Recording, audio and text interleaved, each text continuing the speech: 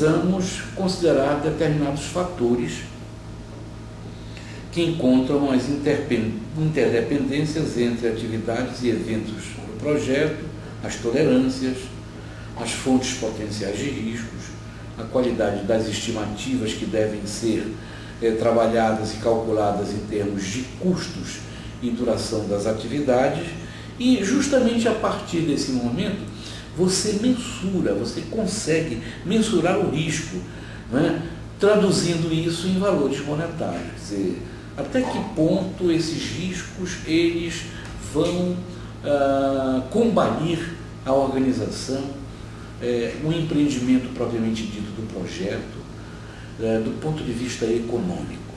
A propósito disso, definir as atividades que serão afetadas e também quantificar esses impactos, como acabo de comentar. Né? Bom, uma coisa é certa, no momento em que você identifica os riscos e mensura esses riscos, você precisa monitorar toda essa cadeia sucessiva de ocorrências, a maioria delas, evidentemente, partindo da premissa dos riscos, nefastas para a organização e para o empreendimento. Então, você tem que trabalhar bem a questão e o cuidado de controlar o prazo, a qualidade do projeto e o custo do projeto, que são, na verdade, as variáveis mais importantes nesse contexto, nesse triângulo aí de avaliação de um empreendimento como um projeto, né? Então, precisam ser rigorosamente controlados na execução do projeto que você está desenvolvendo. O controle dessas atividades, elas podem ser feitas de forma visual, elas podem ser feitas também por apontamentos, e nesses apontamentos você trabalha com aqueles elementos que nós já tivemos a oportunidade de comentar com vocês e que estão perfeitamente orientados no material apostilado, que são principalmente o gráfico de Gantt, não é? Esse instrumental importante de planejamento e o próprio cronograma. Você vai ter que trabalhar com as marcações diárias, semanais, semestrais ou mensais até, não é?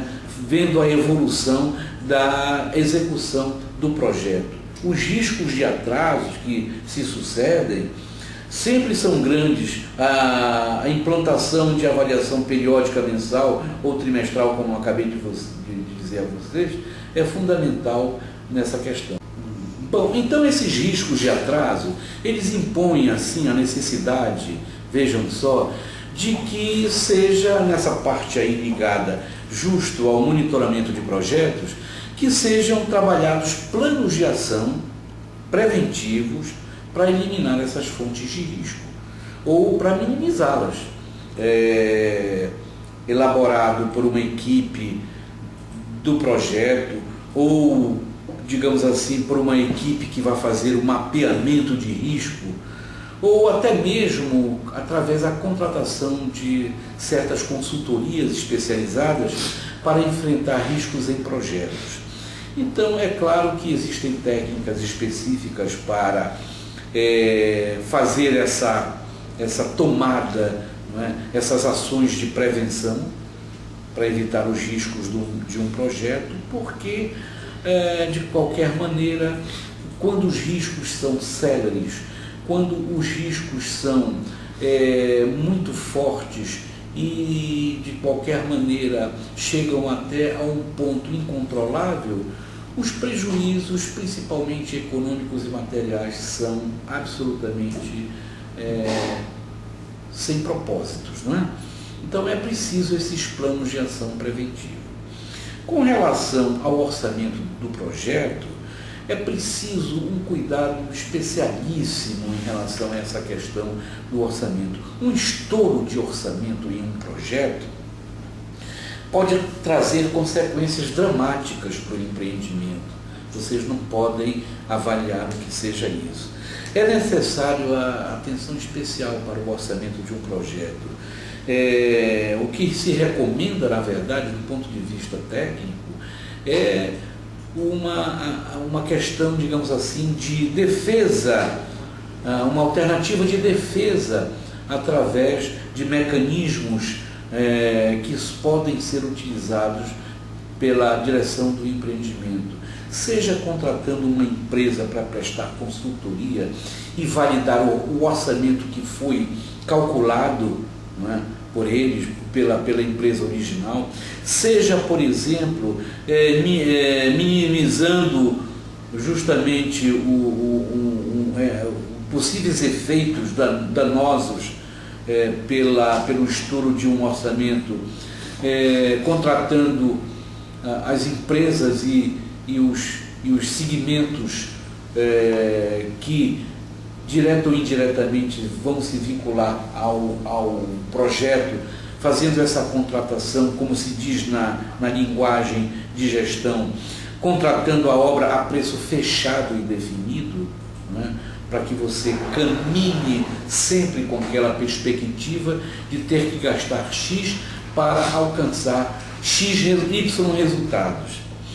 Os desvios nos custos orçados se dão principalmente por entusiasmo otimista do contratante ou do patrocinador, pouca experiência dos analistas de orçamentação, o banco de dados históricos para fazer os cálculos estão desatualizados, muitas vezes isso acontece, inclusive em relação a preços de materiais e preços de serviços, né? A subavaliação de riscos, você não avalia corretamente a intensidade dos riscos de um projeto, o comportamento de preço fora da tendência, quer dizer, isso é muito grave. A economia que representa um braço muito forte na concepção do planejamento e execução dos projetos, a economia, ela demonstra claramente os aspectos de tendência dos mercados. Tá? Então, o gestor de projeto não pode ficar à deriva de informações tão importantes. Comportamento de preços fora da tendência, as premissas irreais. Muitas vezes as pessoas, os dirigentes, eles criam situações absolutamente faraônicas, não é? Imensas, de determinados projetos que acabam não saindo, acabam se complicando, acabam se desviando dos objetivos principais. O governo